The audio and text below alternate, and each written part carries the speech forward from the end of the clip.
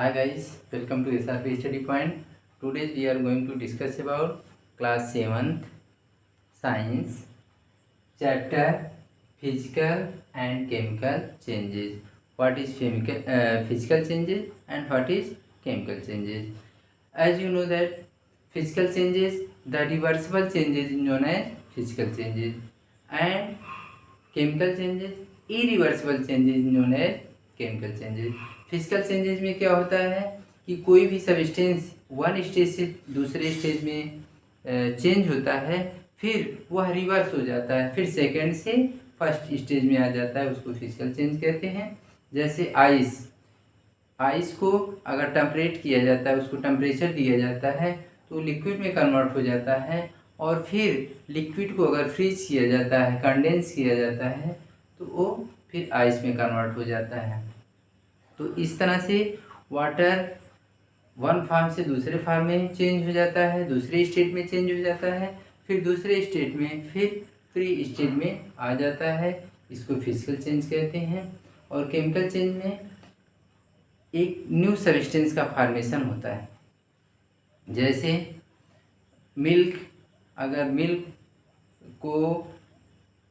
Convert हो जाता है दही में, कर्ड में, तो वो केमिकल चेंजेस है। Rusting of iron chemical changes है। रस्ट लग जाता है, जंग लग जाता है, जो इसको आप केमिकल चेंजेस कहते हैं। बर्निंग ऑफ कैंडल, ये भी क्या है, केमिकल चेंजेस है। यही न्यू सब्सटेंस का फॉर्मेशन हो जाता है, और वो इरिवर्सिबल प्रोसेस होती है, जो रिवर्स नहीं होती है, तो इसको केमिकल चेंजेस कहते हैं। तो ये चैप्टर बहुत ही ईजी है, लेकिन जो क्वेश्चन आपके बुक में दिए गए हैं, ये वन क्वेश्चन में टू और मोर टाइप के क्वेश्चन इन्वॉल्व हैं, जिससे क्वेश्चन ही बहुत बड़ा है। तब भी प्रयास किया गया कि आपका आंसर एकदम परफेक्ट वे में छोटा हो और आपको याद करने में कोई प्रॉब्लम ना हो। तो क्वेश्चन है, भरसक प्रयास किया गया कि आंसर छोटे हो। How is melting of ice is a physical change. कहा जा रहा है कि मेल्टिंग ऑफ आइस कैसे फिजिकल चेंज है, इसके बारे में आपको बताना है। तो मेल्टिंग ऑफ आइस क्या है, सॉलिड स्टेट में है, और इसकी स्टेट चेंज हो जा रही है लिक्विड स्टेट में, तो ये कौन सा है, फिजिकल चेंज है। ठीक, और इसमें देखिए आंसर आपका, melting of ice is a physical change as it only involve a change. इसमें कौन सा चेंज इन्वॉल्व होता है, the physical state of water from ice to water in the liquid state. मतलब ये आइस से किस में चेंज हो जाता है, वाटर में, इसलिए कौन सा चेंज है, फिजिकल चेंज। अगर आप इसको कंडेंस करेंगे या फ्रीज करेंगे, तो फिर ये किस में कन्वर्ट हो जाएगा, आइस में, that cause it's known as physical change, इसलिए इसको फिजिकल चेंज कहते हैं। फिर next question, if you tear a sheet of paper into small bits. अगर आप पेपर को छोटे छोटे टुकड़ों में टीयर करते हैं, फाड़ते हैं, तो फिर क्या होता है, can you get the sheet again. क्या फिर आप उस पेपर को गेन कर सकते हैं। फिर कह रहा है, what kind of change in this and why. ये किस तरह का चेंज है और क्यों है। तो बस आपका सेम इसी वे में इसको राइट करना है। If we tear a sheet of paper into small bit. ठीक, आपको लिखने का प्रोसेस बता रहा हूँ कि इस क्वेश्चन से ही आप राइट करेंगे। If we tear a sheet of paper into small bits we can not get. यहाँ पे है कैन यू गेट, तो यहाँ यू के स्थान पे आप क्या लिख देंगे, वी, यानी हम we can not get sheet again. हम मतलब उसको फिर एक सीट को गेन नहीं कर सकते। फिर है, this is an example of physical change. ये यहाँ पे पूछा जा रहा है व्हाट काइंड ऑफ चेंज, तो ये कौन सा चेंज है, फिजिकल चेंज है। एंड वाई, और क्यों, because no new substance is form, क्योंकि कोई नया सब्सटेंस फॉर्म नहीं होता है, इसलिए कौन सा चेंज है, फिजिकल चेंज है। तो सारी chemical change, oh no new substance is form, इसलिए कौन सा चेंज है, फिजिकल चेंज है, कोई नया सब्सटेंस फॉर्म नहीं होता, इसलिए इसको फिजिकल चेंज कहते हैं।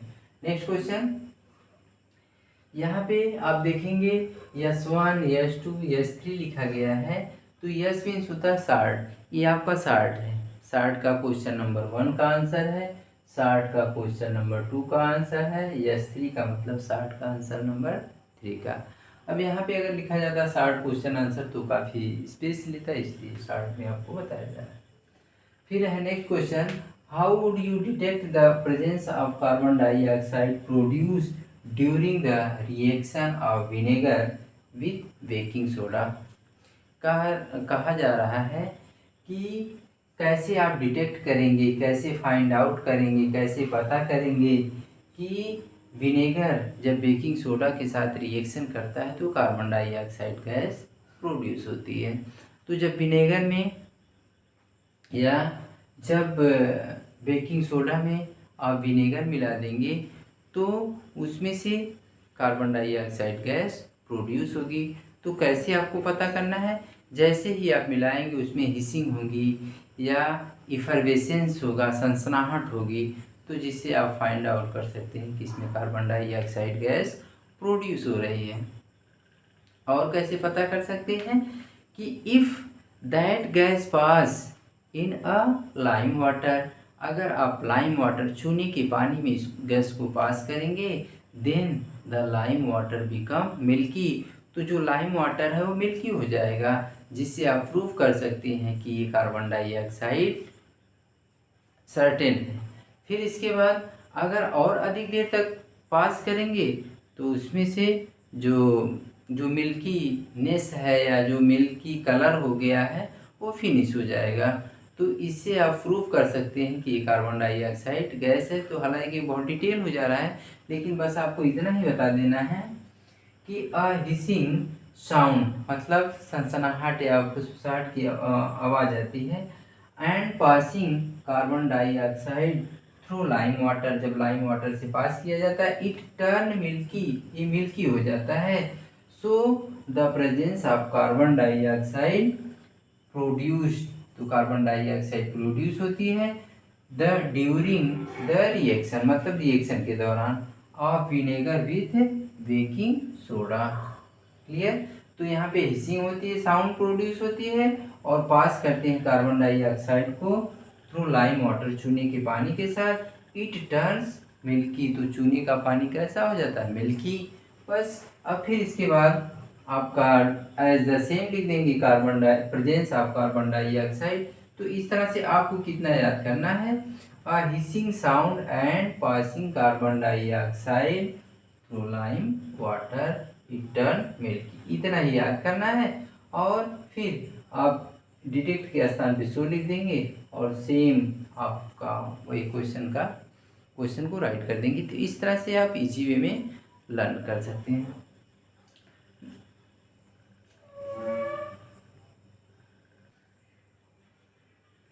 नेक्स्ट क्वेश्चन, क्वेश्चन 60 का क्वेश्चन नंबर 4 है, how would you show that rusting of iron is a chemical change.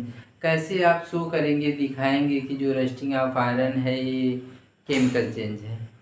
तो rusting of iron chemical change है, इसको rusting of iron chemical change, तो आंसर होगा rusting of iron is a chemical change because it is two substance reacting together to make a new substance, and you know that in chemical changes new substances are formed। जो chemical change होते हैं उसमें new substance form होते हैं और यहाँ भी to substance मिलते हैं तो न्यू सब्सटेंस का फॉर्मेशन होता है। इसलिए जो रस्टिंग है कौन सा चेंजेस है, केमिकल चेंजेस। आयरन ऑब्जेक्ट है, ये एयर और ह्यूमिडिटी या ह्यूमिड एयर से जब एक्शन करता है तो क्या फॉर्म करता है, रस्ट, जिसका नाम क्या है, हाइड्रेटेड आयरन थर्ड ऑक्साइड। अगर आयरन वाटर के साथ रिएक्शन कर रहा है, वाटर यानी मॉइस्चर एंड एयर के साथ, तो ये क्या बनाता है, इसका फार्मूला होता है हाइड्रेटेड आयरन ऑक्साइड का फार्मूला होता है Fe 3O4 X H2O का मतलब यहाँ नंबर ऑफ जो वाटर हैं आप दे सकते हैं, नंबर ऑफ वाटर। तो इसलिए इसका फार्मूला क्या हो गया, Fe, इसका जो फार्मूला होगा Fe2, सॉरी इसका फार्मूला होगा, ये स्पेशल केस होती है इसलिए इसको नहीं लिखते हैं, तो हो जाएगा Fe2O3। थर्ड ऑक्साइड है तो थर्ड ऑक्साइड होगा Fe2O3X H2O। ये रस्ट का फार्मूला होता है, ठीक है। तो इस तरह से नेक्स्ट क्वेश्चन है, रस्ट का फार्मूला हो गया Fe2O3X H2O। तो क्वेश्चन नंबर 5 है, name the 5 chemical changes that take place inside the body of human being. जो ह्यूमन बीइंग की बॉडी में ढेर सारे केमिकल रिएक्शन होते हैं, जैसे फॉर्मेशन ऑफ हार्मोन या रिलीजिंग ऑफ हार्मोन, ये क्या है, केमिकल चेंजेस है। वेरियस मेटाबॉलिज्म होती है, रिस्पिरेशन होता है, फूड ब्रेक डाउन होता है, एक्सक्रीशन होता है, एनाबोलिक प्रोसेस होती है, कैटाबोलिक प्रोसेस होती है। तो there are number of reaction take place in human being. तो सम आर गिवन भी, ओनली 5 पूछा है तो आपको 5 इजी जो है उसको बता दीजिए। Respiration, digestion, circulation, excretion and photosynthesis are the 5 chemical changes that take place inside the body of living being. जो लिविंग बीइंग में ये प्रोसेस होती है इसको क्या कहेंगे, केमिकल चेंजेस कहेंगे। नेक्स्ट क्वेश्चन है, next question what are the, अभी लॉन्ग क्वेश्चन है, आपके जो 5 शॉर्ट क्वेश्चन थे वो फिनिश हो चुके हैं। अब इसके बाद लॉन्ग को हम यल से लिखते हैं, L1। तो लॉन्ग का क्वेश्चन नंबर 1 है, what are the characteristic of a physical changes. Physical changes की क्या कैरेक्टरिस्टिक है, इसमें नो न्यू सब्सटेंस फार्म होता है, कोई नया सब्सटेंस का फॉर्मेशन नहीं होता है, रिवर्सिबल प्रोसेस होती है और एनर्जी लेस इन्वॉल्व होती है या नहीं भी होती है। तो ये फिजिकल चेंजेस हैं। तो यहाँ पे है only physical change, property change क्या है, only physical properties are change, केवल फिजिकल प्रॉपर्टीज चेंज हो जाती है।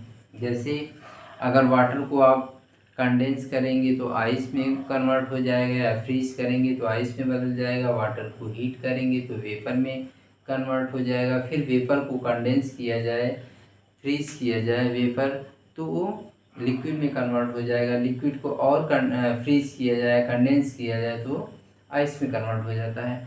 तो केवल उसकी प्रॉपर्टी चेंज होती है, उसका स्टेट चेंज होता है और कोई न्यू सब्सटेंस फॉर्म नहीं होता। तो वही है फिजिकल चेंज में only physical properties are change, केवल फिजिकल प्रॉपर्टी चेंज होती है, no new substances are form, कोई नया सब्सटेंस नहीं फॉर्म करता है, टेम्पोररी एंड रिवर्सिबल चेंजेस, और ये क्या है, टेम्पोररी चेंजेस है, रिवर्सिबल चेंजेस है। तो ये आपका लॉन्ग का इतने में ही सफिशियंट है। केवल कैरेक्टरिस्टिक पूछा है तो 3-4 कैरेक्टरिस्टिक आप बता दीजिए, सफिशियंट हो जाएगा। फिर नेक्स्ट है, क्योंकि नंबर ऑफ क्वेश्चन बहुत ज़्यादा है इसलिए आप छोटे छोटे जब क्वेश्चन रहेंगे और आंसर रहेंगे तो इजी वे में लर्न कर लेंगे, और जब ढेर सारे लिखवा दिया जाए तो फिर आपको याद करने में प्रॉब्लम होगी, आप देखते ही घबरा जाएंगे। इसलिए शार्ट में आपको रिव्यू दिया जा रहा है। फिर नेक्स्ट क्वेश्चन है, लॉन्ग का सेकेंड है, mention some way to prevent rusting. कुछ प्रोसेस बताना है कि कैसे हम रस्टिंग को प्रिवेंट कर सकते हैं। Here, rusting of iron can be prevented by painting. अगर पेंट कर दिया जाता है तो उस पर एक लेयर बन जाती है जिसके कारण उसे प्रोटेक्ट किया जा सकता है।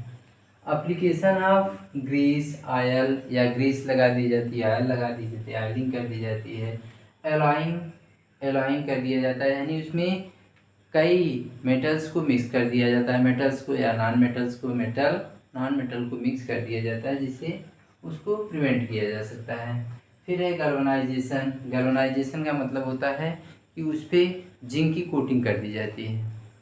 फिर इसके बाद है electroplating by corrosion resistance metal, यानी इलेक्ट्रोप्लेटिंग कर दी जाती है उस पर, जैसे निकिल हुआ, क्रोमियम हुआ, अदर जैसे आयरन है, आयरन पे निकिल या क्रोमियम की इलेक्ट्रोप्लेटिंग कर दी जाती है, जिसके कारण क्या होता है कि वो प्रोटेक्शन, एक आउटर कवरिंग हो जाती है, जिससे उसका डायरेक्ट कांटेक्ट एयर से या मॉइस्चर से नहीं होता और रस्टिंग नहीं होती है। एंड कैथोडिक प्रोटेक्शन, कैथोड के थ्रू उसको प्रोटेक्ट किया जा सकता है, कैथोडिक प्रोटेक्शन प्रोटेक्शन तो इस तरह से आयरन को रस्टिंग से बचाया जा सकता है।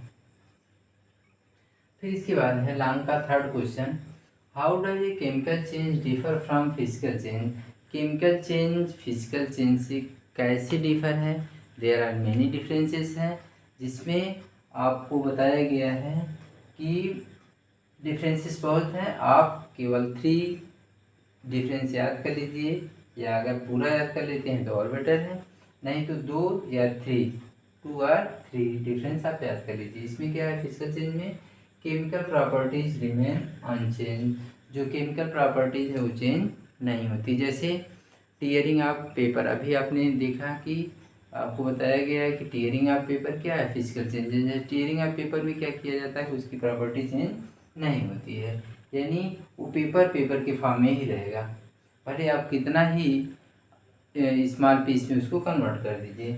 फिर इसमें क्या है, केमिकल प्रॉपर्टीज रिमेन चेंज, और केमिकल चेंज में क्या होता है, उसकी जो प्रॉपर्टी है चेंज हो जाती है। जैसे मिल्क है, अगर उसको दही में जब वो दही में कन्वर्ट होता है तो मिल्क की प्रॉपर्टी नहीं रह जाती, वो किसकी प्रॉपर्टी शो करता है,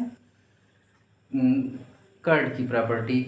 लेकिन अगर पेपर को आप टीयर कर रहे हैं तो पेपर की प्रॉपर्टी को शो करेगा, तो ये जो पेपर की प्रॉपर्टी को शो कर रहा है वो क्या है, फिजिकल चेंज है। और जो जैसे मिल्क है कर्ड में कन्वर्ट हो जा रहा है, तो मिल्क की प्रॉपर्टी को ना शो करके कर्ड की प्रॉपर्टी शो कर रहा है, इसलिए क्या है, केमिकल चेंज। फिर इसके बाद है physical changes are temporary and reversible changes. जो फिजिकल चेंजेज होते हैं वो रिवर्सिबल होते हैं और टेम्पोररी होते हैं। टेम्पोररी का मतलब जैसे आपने वाटर को फ्रीज किया तो किसमें, आइस में कन्वर्ट हो गया, और फिर जैसे वो टेम्परेट हुआ, टेम्परेचर उसको मिला, फिर आइस से किस में कन्वर्ट हो जाएगा, लिक्विड में। तो वही है, टेम्पोररी चेंजेस है, और एक ऐसा होता है रिवर्सिबल होता है, यानी वाटर से आइस, आइस से वाटर, या लिक्विड है या वाटर है, उसको जब टेम्परेट करेंगे, हीट करेंगे, थोड़ा सा नॉर्मल टेम्परेचर देंगे तो इवापोरेट कर जाएगा, और फिर अगर उसको फ्रीज करेंगे तो फिर लिक्विड में कन्वर्ट हो जाएगा। तो इस तरह से ये क्या है, रिवर्सिबल और टेम्पोररी चेंजेस है। Chemical changes are permanent and irreversible changes.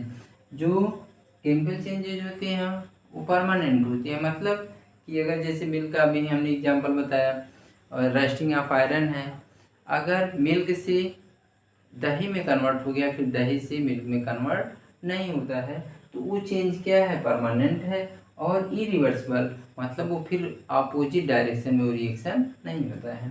फिर इसके बाद है next, the original form of the substance can be obtain easily bye simple physical method, मतलब इसमें वन फॉर्म से दूसरा फॉर्म में कन्वर्ट होता है, फिर दूसरा फॉर्म फर्स्ट फॉर्म में आ जाता है। लेकिन the original substance can not be obtain by chemical method, यानी इसमें, यानी वन फॉर्म से दूसरे फॉर्म में चेंज हो जाता है, लेकिन दूसरा फॉर्म फर्स्ट फॉर्म में नहीं आता है केमिकल चेंजेस में। फिर फिजिकल चेंजेस में क्या है, नो न्यू सब्सटेंसेज फॉर्म, इसमें कोई नया सब्सटेंस नहीं बनता है। लेकिन जो केमिकल चेंजेस होते हैं, one or more substances are form, इसमें एक या एक से अधिक सब्सटेंस, न्यू सब्सटेंस का फॉर्मेशन होता है। नेक्स्ट क्वेश्चन, लॉन्ग का क्वेश्चन नंबर 4 है, what is the importance of chemical change for living beings. जो केमिकल चेंज है वो लिविंग बींग्स के लिए उसका क्या इम्पोर्टेंस है, उसके बारे में आपको बताना है। तो chemical change are very important for living beings, like digestion of food in our body, जो हमारे फूड का डाइजेशन हो रहा है वो केमिकल चेंजेस है और होना बहुत नेसेसरी है। Ripening of fruit, ripening of fruit यानी जो फ्रूट पक जाता है वो भी होना बहुत ज़रूरी है, जो इम्पोर्टेंस है। फर्मेंटेशन ऑफ ग्रेप्स, ग्रेप्स का फर्मेंटेशन होता है जिससे अल्कोहल का फॉर्मेशन होता है। तो ये ह्यूमन बींग्स के लिए या लिविंग बींग्स के लिए बहुत इम्पॉर्टेंट है, इसका होना मस्ट है। तो केमिकल चेंजेस का ये इम्पॉर्टेंस है। फिर इसके बाद है next question, question number 5, name the method use to obtain pure crystal of a substance. Pure crystal substance के कैसे फार्म किए जाते हैं। फिर इसके बाद है describe one of its uses, और एक इसके यूज के बारे में बताना है। तो क्रिस्टलाइजेशन क्या होता है पहले इसको देखिए। Crystallization process is use to obtain pure crystal. Crystallization process से प्योर क्रिस्टल गेन किया जाता है ऑफ द सब्सटेंस, किसी भी सब्सटेंस से, फ्रॉम इम्प्योर सॉल्यूशन। जैसे सी वाटर होता है उससे साल्ट का फॉर्मेशन किया जाता है।